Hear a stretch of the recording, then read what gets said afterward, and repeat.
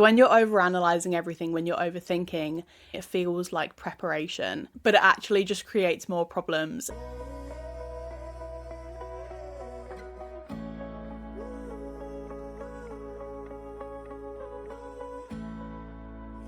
Hi everyone, welcome back to Things We Say in Therapy Snack Size Deep Dives. This is episode 2 of the Snack Size Deep Dive series.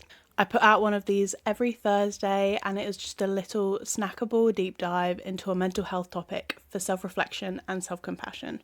These topics are a little bit more pop culture, mental health and psychology, as opposed to the more nuanced topics that I do on Mondays. So today's topic is how to stop overanalyzing everything. I am a massive overanalyzer. It is my coping mechanism. I tend to intellectualize and analyze everything. It's my brain sort of attempting to find a solution or find closure about situations, but it is self-destructive because nothing is going to change the more you think about it.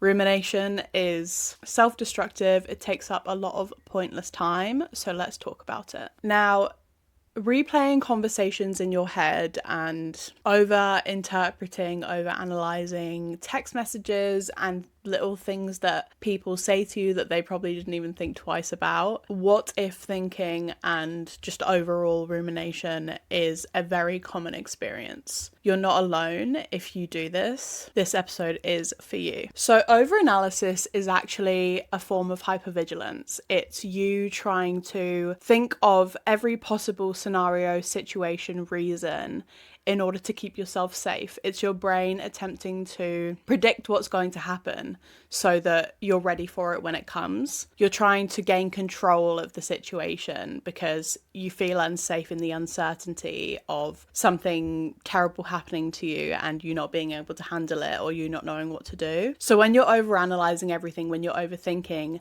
it feels like you're problem solving, it feels like preparation, but it actually just creates more problems. It leads to rumination. It is time wasted because you're never going to be able to predict the outcomes. I have severe anxiety, diagnosed, been taking medication for years. I don't want to hear shit about medication. It saved my life and I am all for it. But my anxiety leads me to, well, before I had a handle of it, it used to lead me to literally trying to think of every single possible scenario that could happen. I would sit there and list it in my mind because I wanted to feel prepared.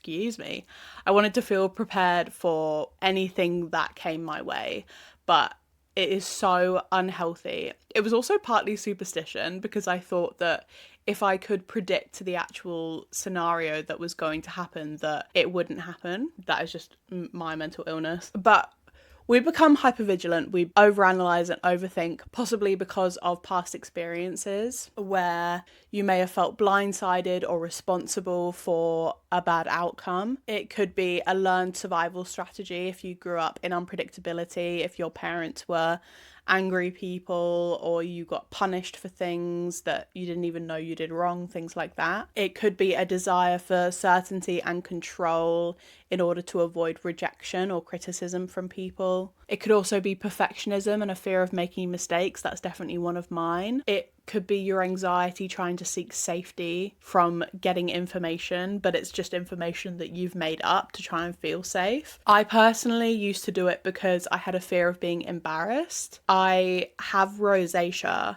or I used to before I was medicated, and every time I felt, because I had a lot of shame about who I was. I had a lot of shame based around how I look, and I thought that people thought I was a loser and that I was, embarrassing to be seen with and things like that. So the tiniest little thing would set my face off and I would go as red as a tomato. So I had a fear of that in public. I had a fear of people seeing me going red in public. So I would try and predict scenarios all day, every day. It's so exhausting. It is such an underrated feeling that a lot of people don't even realize they're doing because they find safety in it. They find comfort in trying to predict the future in order to avoid that fear that they have. But for me, it didn't do anything but make it worse. It didn't do anything but fuel that cycle of anxiety of predicting the future, because I would also predict embarrassing scenarios that would happen because of my anxiety. And so then I would just fear that happening, and then I would, avoid and feel even more shame. It is just a horrible cycle. But this pattern is not formed from weakness. It is literally just your brain trying to keep yourself safe. It is you trying to have your own back, but it's just in a bit of a misguided way. So here are some telling signs that you may be in that dangerous zone of overanalyzing, so that you can catch yourself in the cycle and stop it. So the first telling sign is that you're overthinking the same situation over and over and over, to the point where maybe you can't think about anything else. You're replaying things, thinking how things could have gone, things you could have said. This is rumination. And this is different to thinking about something that's happened in the past and going, oh shit, I could have said that. That would have been really good. That is different. This is on another level of constantly thinking about the same situation in an attempt to change or control the situation in your mind. Another one is mentally replaying or rehearsing future scenarios. This is anxiety. Anxiety is essentially living in the future. You're constantly worried about things that are going to happen, and they are most often than not never going to happen, or it's going to happen significantly differently to what you're predicting. Now, there are two ways to go about thinking about this. You can go one way, which is, oh fuck, I have absolutely no control over anything. My life is chaos, my life is a mess. What am I going to do? Panic. But you can also find safety in not having control, because if you can't control the future, if you can't control what is going to happen, there is absolutely no point worrying about it. And I know that this is easier said than done. I have said to people in the past, like, oh, I love this Buddhist teaching that if you're worried about something and you can do something about it, then there's no point worrying, because you can do something about it. But if you're worried about something and you can't do anything about it, there's no point worrying, because you can't do anything about it. I love that teaching. I think it's very succinct, it's very clear, and it's very true, but I can't live by it. And when I'm worried about something, I spiral. It's who I am. I'm working on it. I'm trying to change it. The first step is acknowledging it, realizing that it's there and what you're doing and how you deal with those situations. Because once you know how you deal with those situations, you can actively try and change it. Another sign that you're overanalyzing things is trying to predict someone's mood or someone's reaction to something. You can't control how other people react. You can't control the way that other people are feeling about anything. That's on them. The best thing that you can do is just be you, because you can't predict how someone else is going to react. And this is definitely a sign of overanalysis, because it is pointless spending time trying to predict other people's reactions and other people's moods. The moment you need to intervene and you need to do something about it is when you're not moving towards a solution, when you're not making any progress by going over the same situation over and over and over. Even though it may feel like safety in the moment, it is not. So I'm going to give you a 3-step method to try and help yourself move on from that rumination. The first step is to acknowledge and recognize the fear beneath the thought and the fear beneath the overanalysis. Every overanalysis has a root fear. But without naming it or acknowledging it, your brain reacts by spiraling. You need to ask yourself, what am I actually afraid is going to happen from this? And what am I trying to protect myself from in this scenario? Common hidden fears are things like being judged, being abandoned, someone pulling away from you, making the wrong choice, embarrassment, or conflict. Naming the fear interrupts that loop, interrupts that immediate jump into overanalysis, anxiety, and rumination. It kind of shifts you from being inside that storm, inside that panic, to observing it. When your brain feels understood, it calms. It's very comforting to know what's actually going on in there instead of just reacting to it and letting yourself spiral. The second step is to ask the question that you're avoiding. Overthinkers' goal is to eliminate the risk entirely in order to feel safe in themselves. The real question you need to ask is, if the worst case scenario were to actually happen, could I handle it? Usually the answer is yes. You are capable of discomfort. You are capable of handling the feelings that come up inside yourself. It's all about practice and sitting with it. That discomfort that you feel when sitting with your actual emotions instead of ruminating and overanalyzing everything is your nervous system not feeling safe because of past experiences. You need to remind yourself that you can cope with whatever feelings come up inside you. It just takes practice. Asking yourself if you could survive the worst possible case scenario that you're coming up with in your head, it kind of dissolves that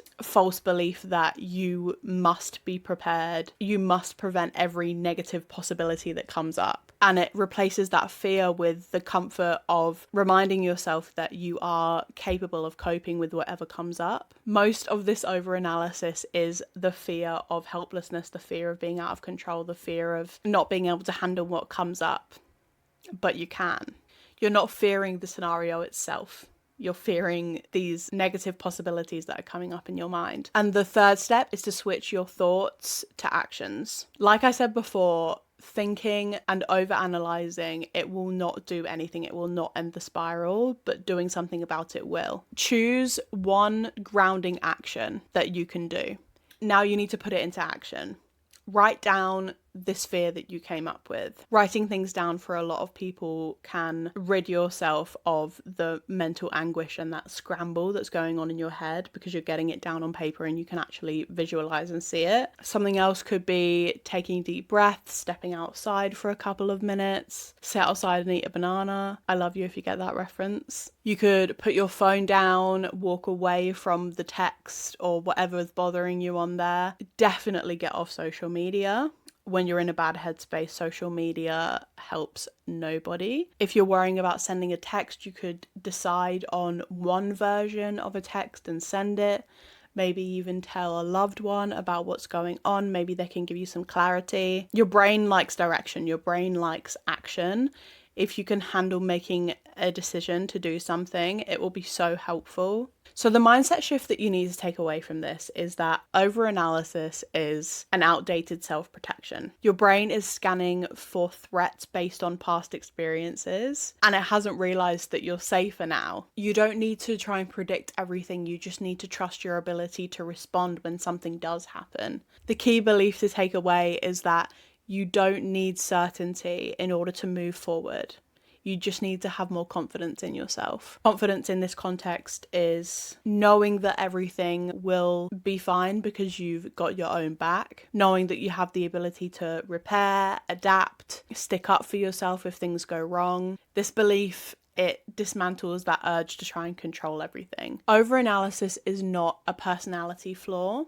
It doesn't mean there's something wrong with you. It's just a strategy that you've outgrown. You are able to retrain your brain with small, consistent tools like the things that I've told you today. Again, those 3 steps: naming the fear, confirming to yourself that you can handle what comes, and take one grounded action. Remember that everything should be rooted in self-compassion. You need to have your own back because you're the only person who's going to be with you through all of it. Thank you so much for listening to episode 2 of Snack Size Deep Dives on the Things We Say in Therapy podcast. Please find me on my socials. I'm on TikTok and Instagram. TikTok is Things We Say in Therapy Pod.